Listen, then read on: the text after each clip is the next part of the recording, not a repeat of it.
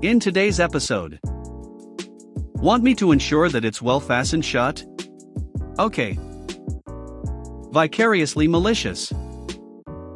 So I need to respect office hours? You got it. So let's get started. Want me to ensure that it's well fastened shut? Okay. Quite a few years back now, I was working as an engineer for a medium-sized, 200-ish employees, company that made, among other things, industrial gantry crane systems. The company had no formal processes for anything, engineering specifications were always subject to change, and every manager on a project always wanted to make their own mark on it to the detriment of functionality. I had recently designed a crane control console which had been functionally perfect, but due to many late specification changes, some of the paneling was less well fastened down that I'd have liked. There were flappy bits that really should have been stiffer, maybe returns folded in down the edges, or could have had some additional anchor points. When the customer complained at the quality of the fit and finish of the console, my manager and I had a conversation that went something like this. Manager: hey, Tundu. You know that console you made for customer? They're pretty cheesed off about those flappy panels. Me: you mean the panel next to the widget?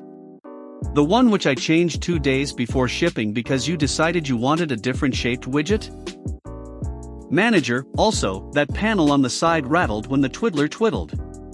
They hated that.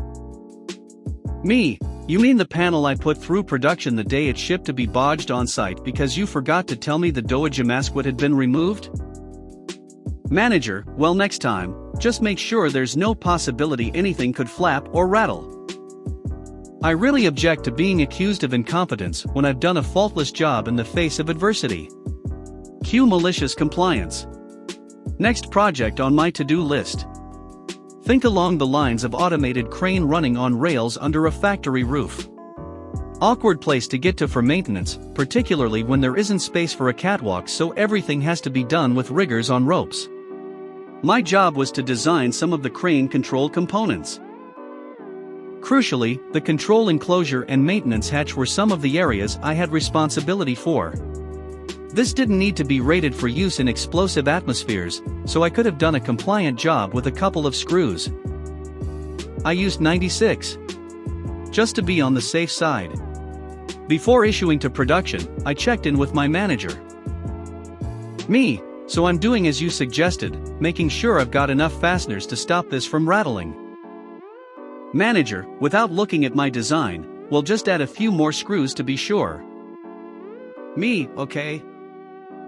After this, I didn't think any more about it, issued the drawings to production, product shipped off to the client on another continent, and, some months later when the containers had been delivered, we sent a crew out to install it. Crucially, my manager was involved with the customer liaison side of the project, so went with them. When the crew got back, I was called in by my manager. Manager: you know the control system for customer you drew a few months ago? Me: yes. The one you were really sure shouldn't rattle? Did it rattle? Manager: no, but... It turned out that each time we needed to make any modification to the programming of the crane, we had to send a rigger up the ropes to it. This was expected. However, rather than whipping out a couple of screws on the front panel, the rigger had to remove the best part of 100 screws on 4 sides of the crane. This maneuver took the best part of 45 minutes rather than the 2 it should have taken. To make things worse, the O&M manual for the crane stated that it could only be operated when all covers, cowlings, fairings, and fixings were in place. This meant that after any small modification, the whole thing had to be reassembled, another 45 minutes, before the effectiveness of the modification could be assessed. This meant the whole calibration and acceptance testing process took nearly a week rather than a few hours. Vicariously malicious. This happened in the long ago year of 2010-ish. I was working at a web hosting company and my job was to monitor alerts on customer sites for any issues that may result in their websites crashing. The company at the time was divided in half. One half of the company handled small clients who could mostly manage themselves, and the other had clients who needed a very intense support system. This happened on a quiet Sunday morning. I was still going to college at the time, so I had a weekend shift. They're usually very quiet, but that morning I received a call from a very panicked and irate customer. He was screaming about his site being down for hours with no notice or resolution. I was pretty confused because I hadn't seen anything all morning, so I pulled up his account and two things were wrong. One, he was a client of the smaller side of the business, and I was support for the larger, so there wasn't much I could do as there aren't nearly as many tools available to them. Two, the tool that was available to him was never set up. After fixing that issue, I reached out to their assigned tech and account manager, and neither were available. The customer and I went back and forth on trying to reach them for over an hour. Keep in mind that their site was still down as I could only do so much. Normally this would be expected out of an IT company on a Sunday, however this company staked its reputation on customer service. Not being able to reach his support team this long and being down this long was a huge deal for not only our reputation, but also their contract. All in all, their site had been down for about 9 hours.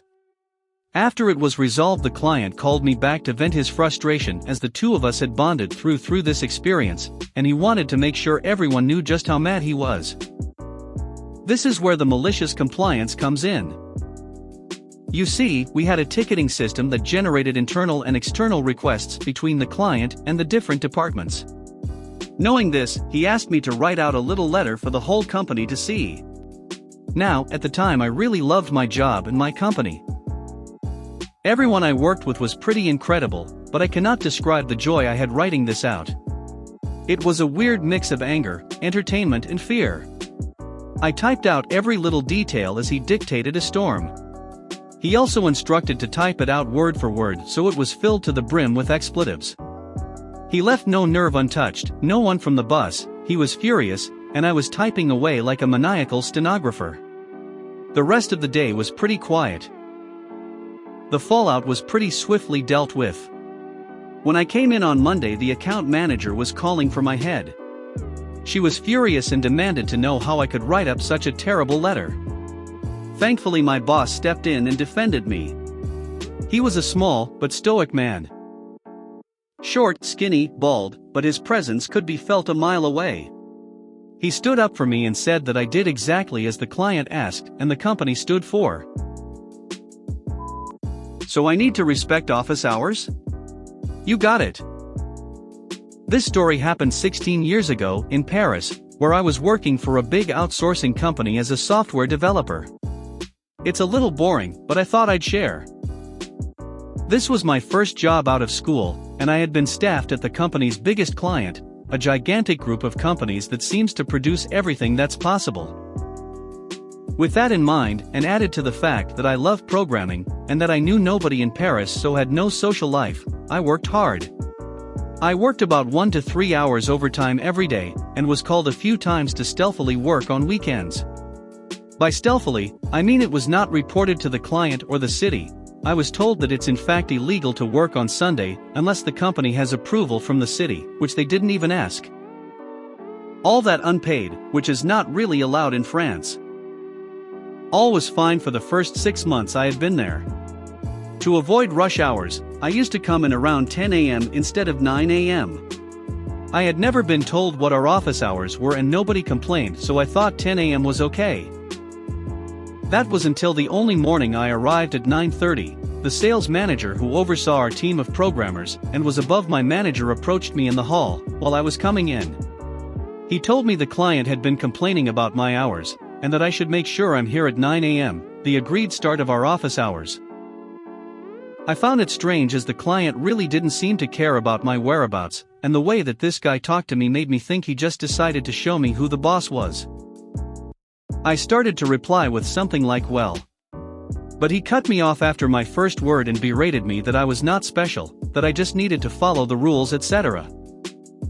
That's where I think I veered into MC. I cut his berating off. Yes, he was still going on. Maybe he had too much free time, and apologized profusely. That shut him up. Now I could continue with something like I was not aware that 9 to 6 were official hours, but I will make sure I respect it. I'm very sorry about that. I'll be sure to be here at 9 and leave at 6 sharp. I used to stay until sometimes 9, wow, even 10 p.m. now that I think about it, but be assured I will be out at 6 from now on. I would not want to cause any trouble. I excused myself saying that my manager will be wondering where I am, so I need to turn in, and left for my desk. That day, I left at 6 p.m. The next day, I arrived at 9 a.m., and the manager came to me again. I greeted him with "Hi. See, 9 a.m. sharp," and with a big smile. He then went to explain that he talked to the client, and that he fought for me, and they finally agreed for me to come in at 10 a.m. Yeah, right. I expressed how happy I was and was about to leave when he said, "Before I was too far, that means you'll be okay with overtime, right?" That's how I knew I was right all along, and that he probably never had any talk with the client from the start. I just replied, "We'll see." Now that I've tasted how nice it is to leave on time, I can't guarantee anything. That was just to worry him, because I knew I was busy enough to stay and I had nothing to do at home anyway. If you made it to the end of the video, thanks for watching. Don't forget to like, subscribe and share, and we will see you in the next video.